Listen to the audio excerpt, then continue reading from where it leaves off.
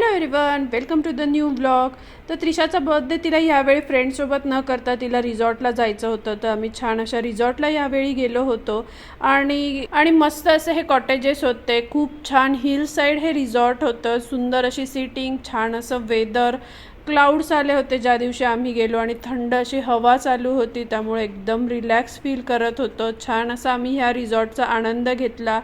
त्रिशाच्या बर्थडेच्या next day आम्ही ह्या रिसॉर्टला गेलो होतो, कारण तिला स्कूल होतं आणि तिला स्कूलमध्ये पण बर्थडे सेलिब्रेट करायचा होता. सो आम्ही नेक्स्ट डे गेलो होतो आणि तिथे पोहोचत नाही तेच तिने स्विमिंग पूलचा ताबा घेतलेला होता आणि आम्हाला प्रचंड भूक लागलेली असल्यामुळे आम्ही संध्याकाळी हाय टीचा ताबा घेतला होता. छान असे मिक्स भजी आम्ही घेतले होते, गरमागरम सँडविच आणि फ्रेंच फ्राईज. थंड अशा वातावरणामध्ये हे खाण्याची मजाच काही वेगळी होती.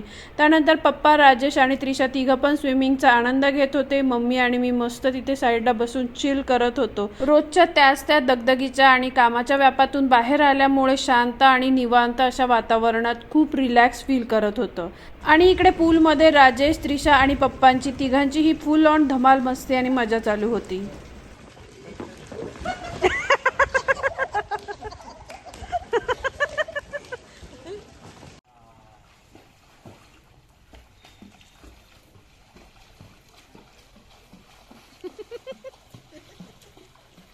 काय हुशार लोक.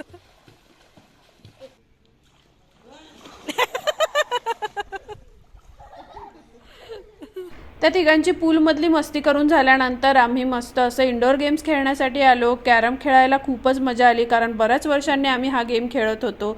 भरपूर वेळ कॅरम वगैरे खेळून झाल्यानंतर आम्ही जेवणासाठी आलो. रात्रीच्या जेवणात आम्ही चिकन ऑर्डर केलेलं आणि प्रचंड टेस्टी होतं. खूप छान पोटभर असं जेवण करून झाल्यानंतर ते जिरलंच पाहिजे, तर आम्ही थोडा वेळ गॅप घेऊन नंतर सगळेजण बॅडमिंटन खेळण्यासाठी गेलो. राजेश आणि मी कधीतरी इथे कोर्ट बुक करून आम्ही बॅडमिंटन खेळण्यासाठी जात असतो, बट मम्मी आणि पप्पाने बऱ्याच वर्षाने बॅडमिंटन खेळलं, सो भरपूर त्यांनी पण एन्जॉय केलं. नेक्स्ट डे छान असा हेल्दी आणि हेवी ब्रेकफास्ट करून भरपूर साऱ्या आठवणी सोबत घेऊन आणि रिलॅक्स रिफ्रेश होऊन आम्ही घरी येण्यासाठी निघालो. चला तर मग भेटूया लवकरच. तोपर्यंत बाय.